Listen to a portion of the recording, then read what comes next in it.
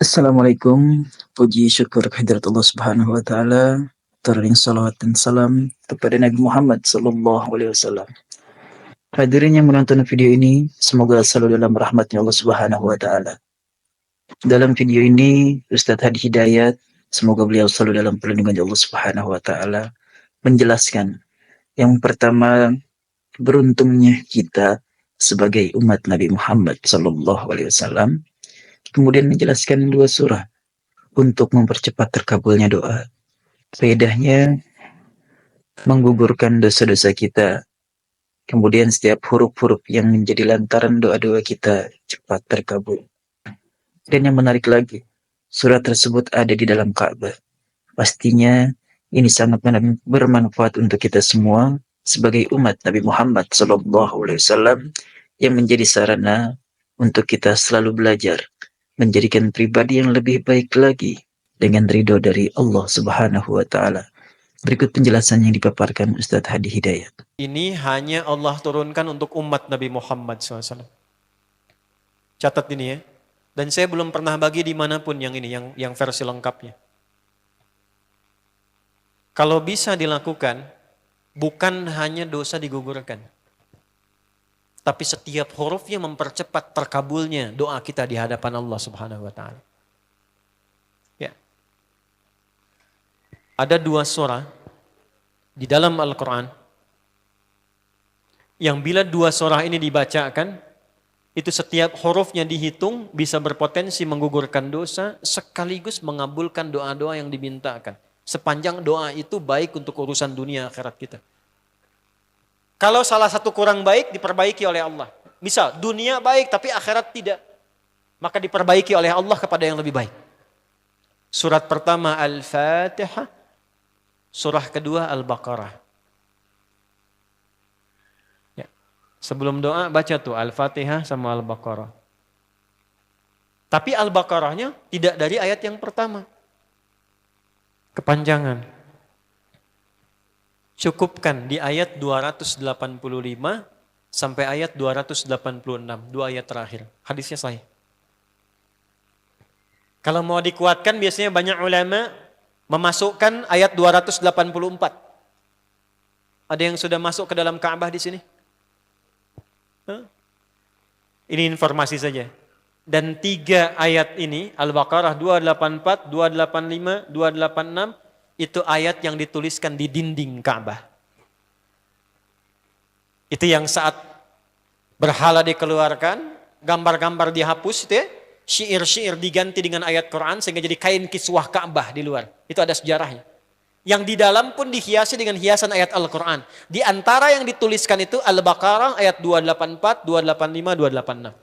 Intinya di 285 dan 286-nya. Tadi rakaat pertama yang saya bacakan dalam salat Isya. Hadisnya sahih. Itu spesial malaikat Jibril turun kepada Nabi Muhammad SAW mengabarkan kabar gembira siapa yang membiasakan membaca Al-Fatihah. Ya, kemudian dua ayat terakhir di Al-Baqarah dari amanar rasulu sampai fangsurna 'alal qaumil kafirin, tidaklah dia membacakan itu kecuali setiap hurufnya dijaminkan mengabulkan doa-doa yang dia mohonkan sepanjang benar doanya dan tidak diselimuti maksiat. Ini maaf ya. Ini saya minta maaf dulu nih.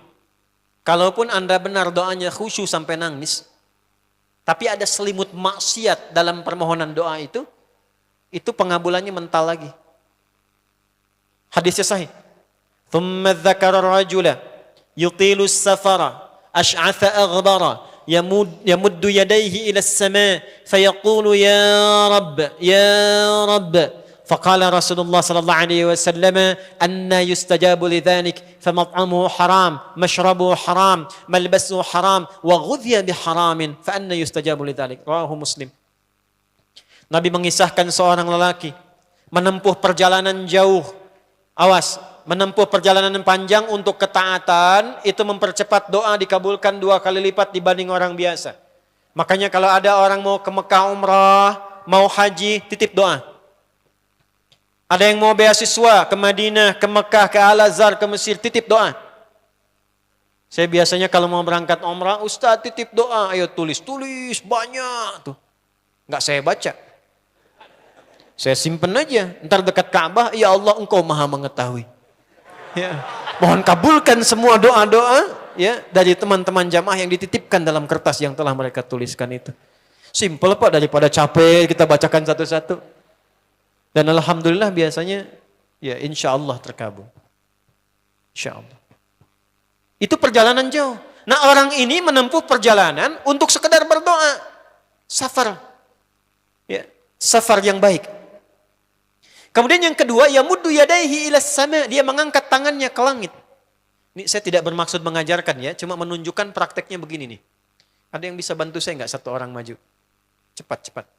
Yang depan aja, depan. Jazakallah khair. Mohon pegangkan mic sebentar. Terima kasih ya. Lihat sini. Gini. Nah, jazakallah.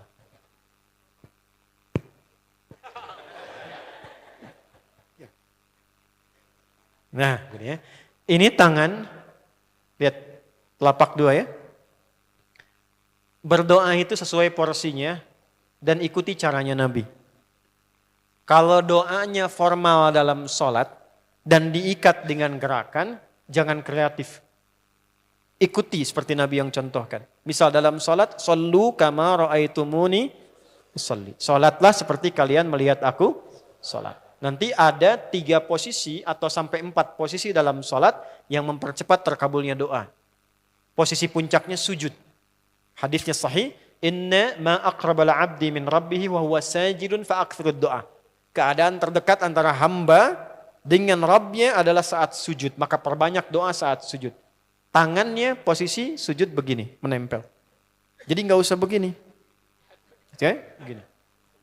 Nah ini di luar sholat. Di luar sholat, kalau berdoa, tangan begini. Lihat baik-baik ya. Ini kitabnya agak banyak, bahasanya panjang, saya berikan yang simpelnya saja ya. Baik. Ini kan teman-teman telapak yang kanan, yang kiri ya. Padukan begini. Ya. Lalu setiap Anda kan pasti punya garis yang kanan dengan garis yang kiri. Ada kan? Itu membentuk keseimbangan. Oh, ini bukan ilmu otak-atik ya. Ini ada sanadnya nih. Pertemukan 2 garis itu sehingga seimbang tangan ini. Tuh. Ini masalah sederhana tapi poinnya penting sekali. Sudah?